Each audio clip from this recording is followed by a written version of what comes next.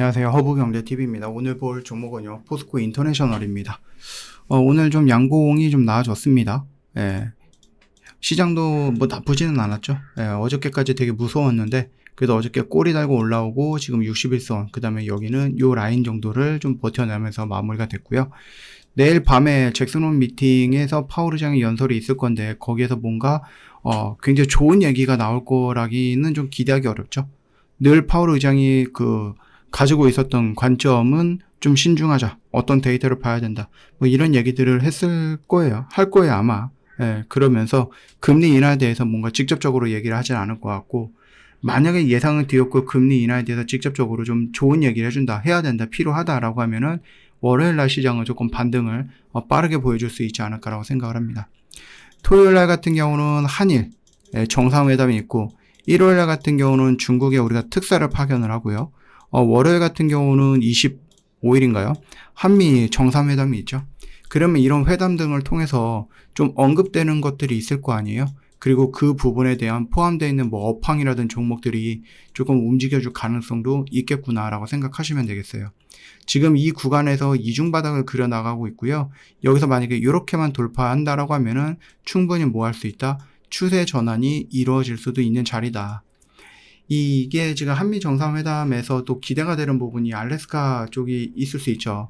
그러면은 포스코 인터내셔널이 알래스카랑 무슨 상관이 있나라고 생각해 보실 수도 있는데, 미국 내 LNG 밸류체인을 구축한 주요 기업 중에 하나가 포스코 인터내셔널이다.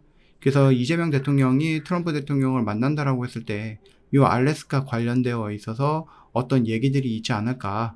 그래서 이 알래스카 LNG 프로젝트에 포스코 인터내셔널이 뭐 참여할 수도 있지 않을까라는 얘기들을 우리가 좀 해볼 수가 있을 것 같습니다.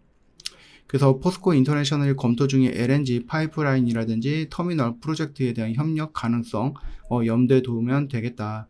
물론 이제 스틸 제품이라든지 아니면 인프라를 좀 구축하는 데 있어서도 이 포스코 인터내셔널이 뭔가를 좀 할 수도 있는 부분이겠죠. 그래서 뭐 수출 역량을 바탕으로 해서 알래스카 인프라 구축에 기여할 수 있는 분야도 있을 뿐더러 뭐 한미 에너지 협력 확대라는 부분에 대해서 LNG 프로젝트라는 단어 자체가 포스코 인터내셔널에 나름은 그래도 유리할 수 있는 부분이다라고 보시면 됩니다. 그리고 얼마 전에 보니까는 그 회사채 얘기가 나와주던데요. 여기 있죠. 최대 3천억 정도 포스코 인터내셔널이 회사채를 발행을 한다라고 얘기를 해주고 있네요. 그래서 요거를 왜 하느냐? 뭐 그 부분이 가장 중요하죠. 돈이 왜 필요할까? 이 부분인데, 일단은 뭐 우량 기업이기 때문에 3천억 정도는 무난하게 자금 조달이 가능할 거야 라고 얘기를 해주고 있습니다. 그러면 포스코 인터내셔널 회사채 발행 뭐 투자 포인트라든지 이런 것들을 놓고 볼 수도 있기는 하겠죠. 이 조달된 자금을 어디에 활용할 것이냐라는 부분들. 그래서 이 돈을 뭐 빚 갚는 데 쓸 거냐, 아니면은 뭐 사업을 넓히는 데 쓸 거냐, 공장을 만드는 데 쓸 거냐, 뭐 이런 것들에 따라서 의미가 달라질 수 있겠죠. 이 돈의 가치라든지. 일단은 뭐 단기 일부 금액, 아주 일부 금액 정도만 차입금 상환에 활용을 하겠다. 그래서 이자 비용 부담을 줄이고 재무 구조를 조금 더 안정화시키겠다라고 얘기를 합니다. 두 번째는 LNG 전용선, 그 다음에 가스전 개발, 그 미얀마라든지 모잠비크 우리가 한번 얘기했었죠. 그리고 광양 LNG 터미널 운영 자금으로서 쓸 수 있다라고 얘기를 해주고 있고, 재생에너지 발전소라든지 친환경 프로젝트라든지 뭐 이런 부분에 대해서 시설 투자 역시도 얘기를 하고 있고, 당연히 인도네시아 팜 정제 공장 건설 등 기존 농업 사업에도 뭐 농산 자원 사업에도 조금 더 투자를 할 수도 있어, 이렇게 좀 얘기를 해주고 있습니다. 물론 이제 운영 자금으로도 이용이 가능할 수는 있겠지만 그 운영 자금이라는 것이 빚을 갚는 데 쓰겠다라고 하는 것은 아닌 것 같고, 무역 거래 확대라든지 아니면 원자재 매입이라든지 프로젝트 운영비 이쪽으로도 일부 사용할 수 있어, 이렇게 얘기를 하고 있습니다.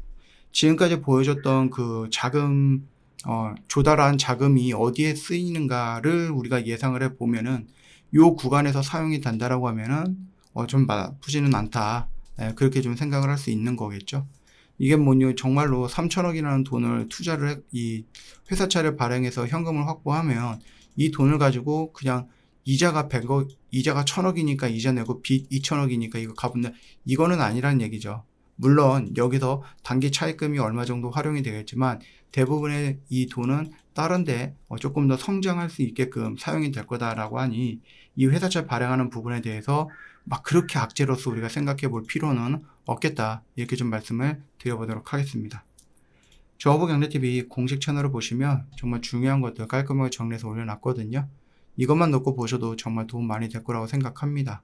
여러분들이 좀 보고 싶어하는 뉴스들이 있는 건 알겠는데 그래도 여러분이 좀 봐야 하는 뉴스들만 집중해서 한번 좀 보시면 어떨까 싶어요. 영상 댓글에 링크 클릭하고 제 공식 채널 들어오면 여기 있는 모든 이런 뉴스들, 재료들은 다 무료로 이용 가능하고요. 저희가 정말로 오랜만에 이벤트를 좀 준비를 해봤습니다. 다만 이제 선착순이에요. 한정된 수량을 가지고 왔어요.